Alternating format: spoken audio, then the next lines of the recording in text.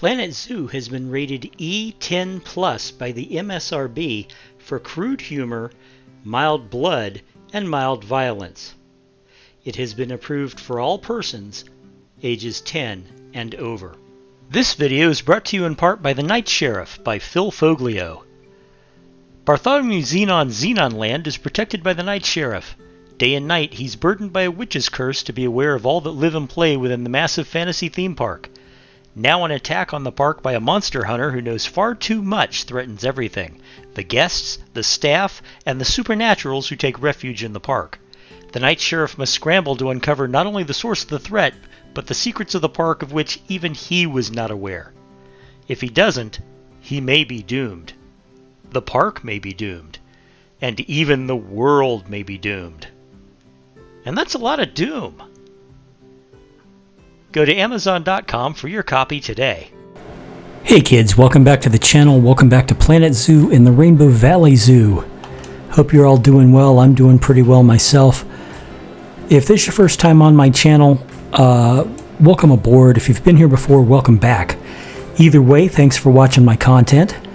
As you can see, I have cleared up some of the sound problems that I've been having, and the solution turned out to be so simple that I feel like an idiot for even needing to take the moment to do it.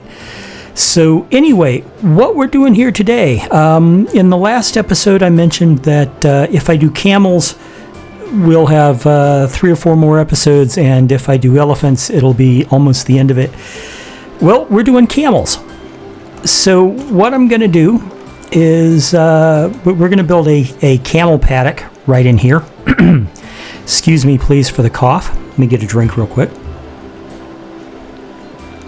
And anyway, you know, I'm going to put a paddock for the Bactrian camel right in here. That is, come on, here we go.